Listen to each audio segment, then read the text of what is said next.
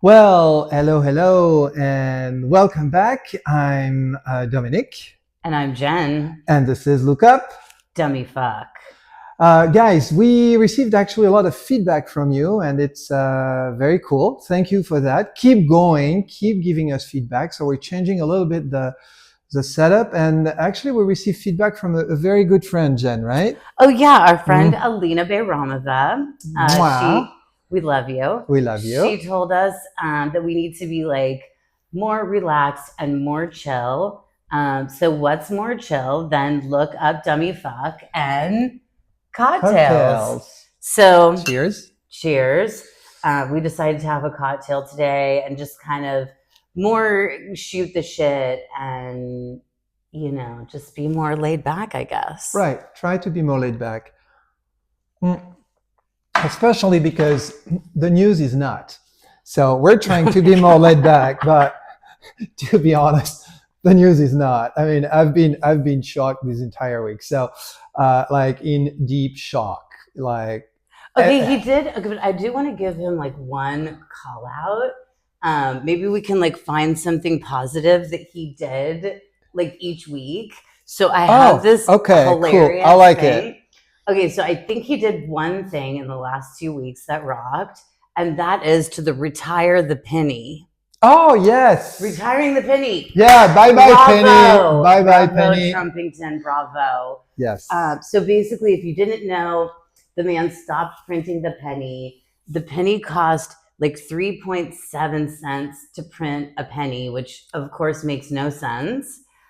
So I'm excited about this one. And we never knew what to do with our pennies. It's like even in Europe we don't use that copper change either. No. Okay, well that's a good thing. Bravo.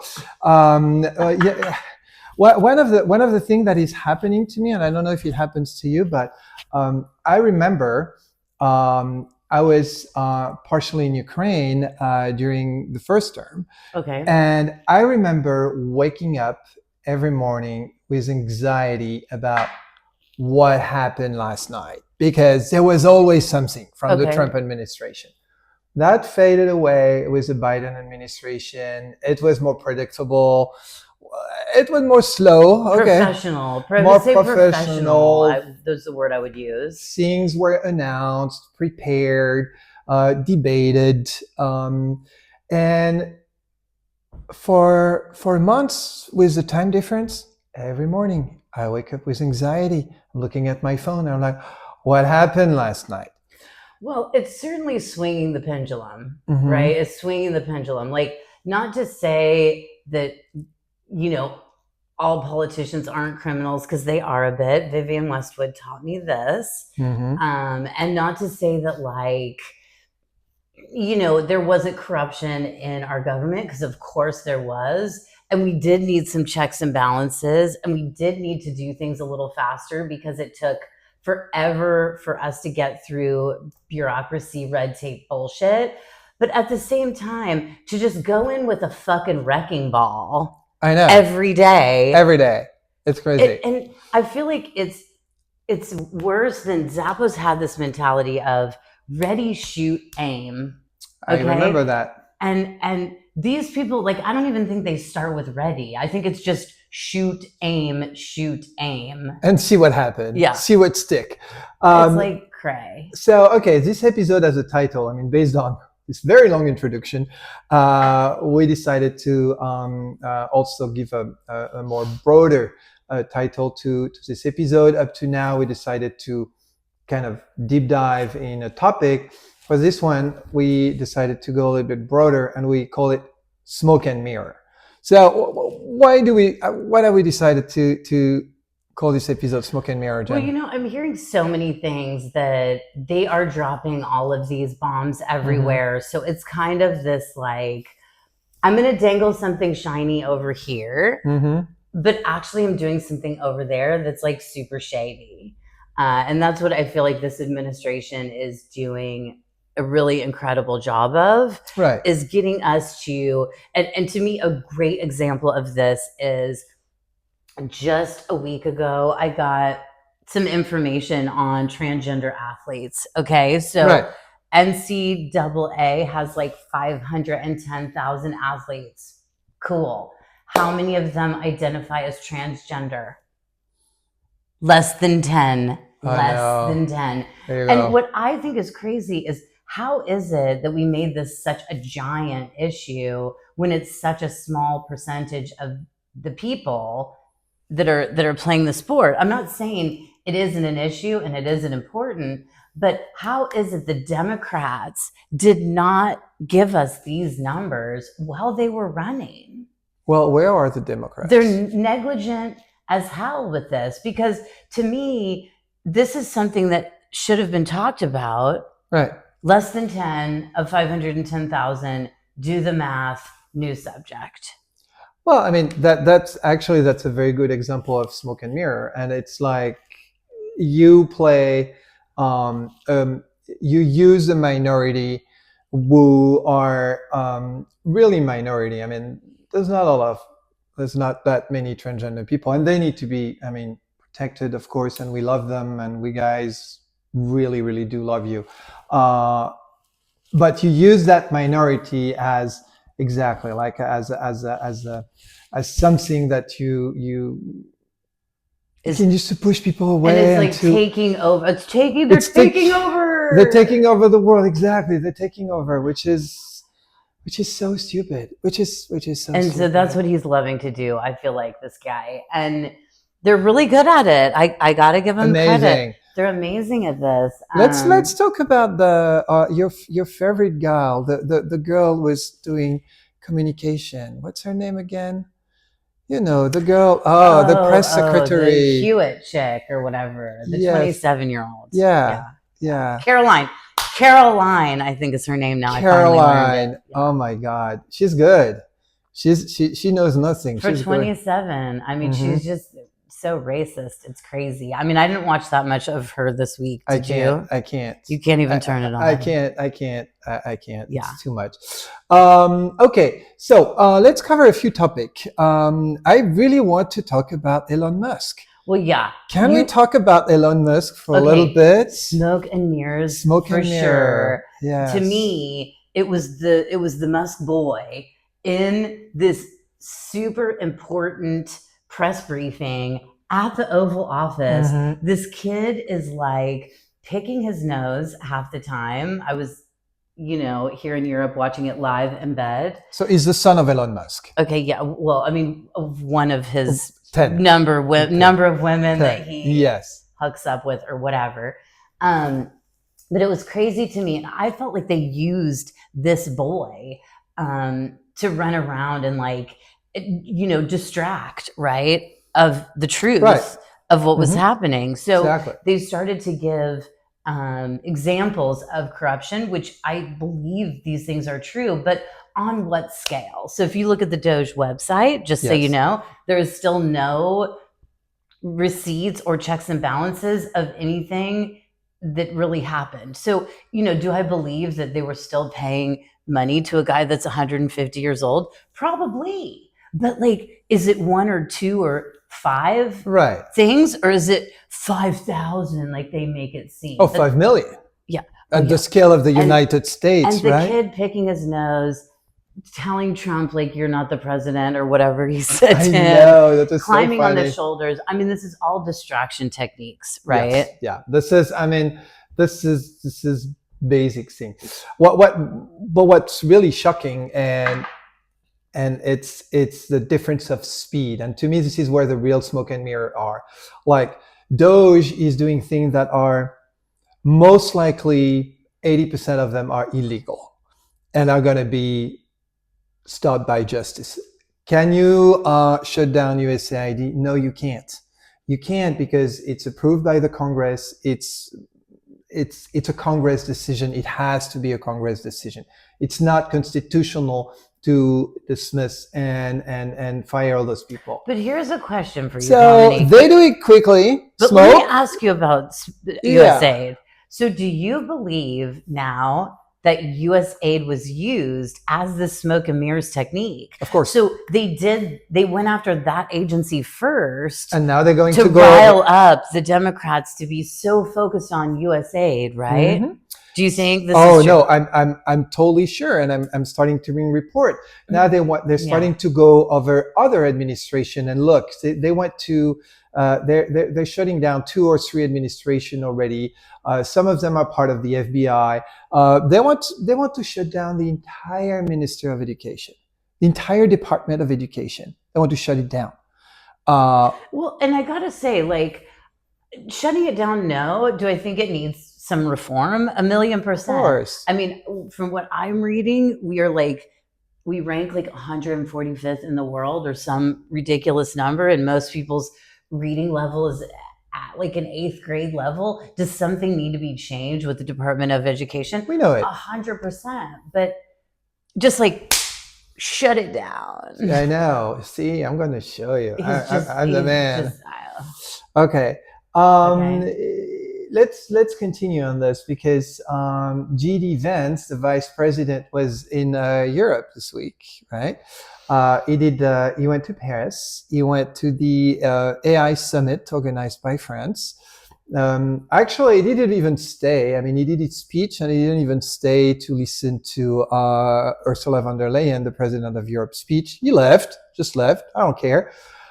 He was invited at a nice dinner at l'Élysée by the French president. He left before dessert because he was bored. I'm serious. He left before dessert. Dude, this is French cuisine.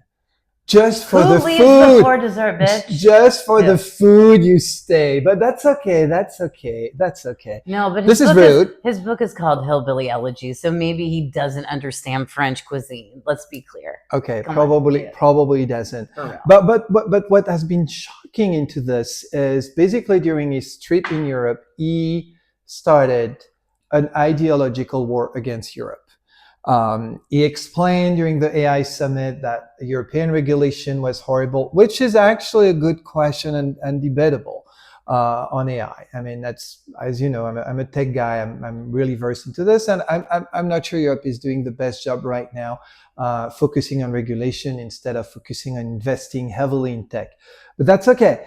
But that's not a good reason to start an ideological war. Then he went to the Munich summit and he said, well, Europe should defend its values. You guys are losing your values. This is stupid. Well, now it's going to be America. Didn't he go and meet with that like right-wing, fascist, Nazi-loving Elon Musk friends? Yeah. Elon Musk is pouring millions of euros and supporting this party. So this is Elon Musk dude. And to me, this is just shocking. I mean, and now we have Ukraine.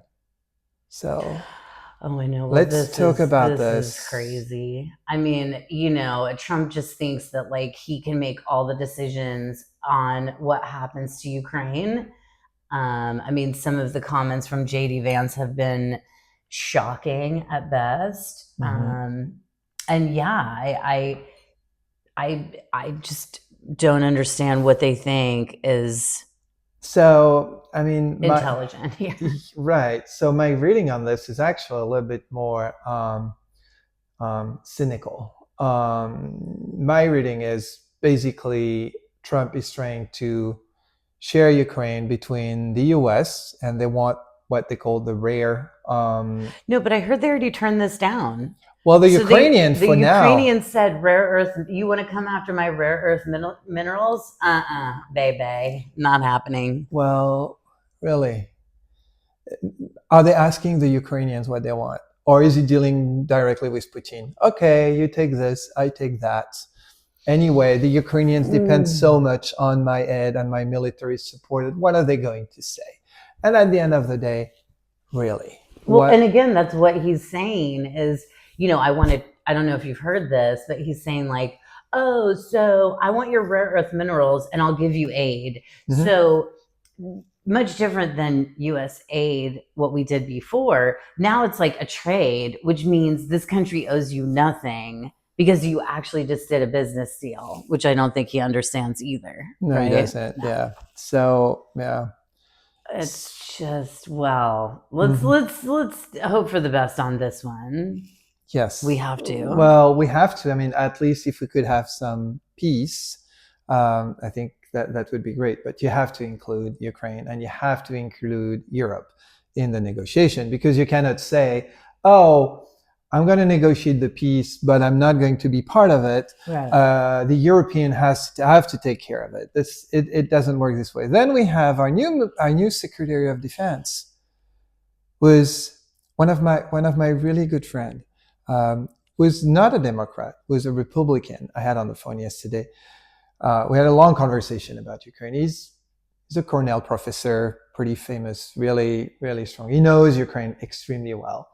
And he told me, the least we can say is that our new Secretary of Defense is a lightweight.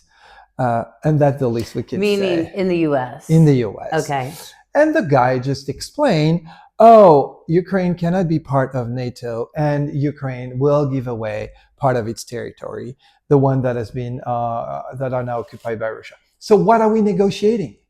What are the negotiations about? I don't think that they plan anything. As I said last week, like they're not good at chess because they just spew bullshit.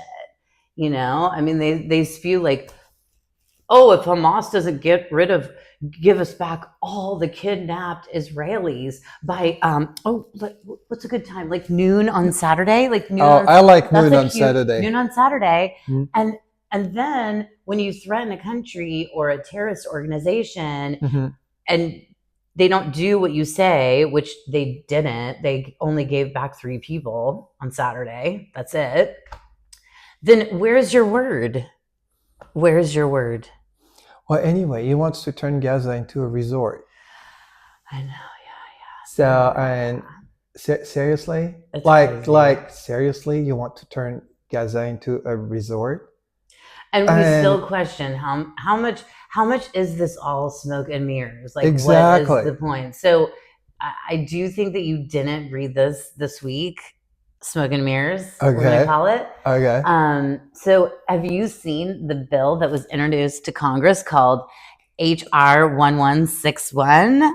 Are you kidding? Are there bills introduced to Congress? So is there a Congress still? Are they working? So they really are still introducing bills, which of course is like not being shown on the news at all. So HR 1161, okay. Wow, you did your homework. Dude, wait. Okay. It is to give the president like legal ramification to go after and take over Greenland. Okay. Oh, Greenland, this one. So a country that says they're not for sale, they don't want to be for sale, all of this stuff.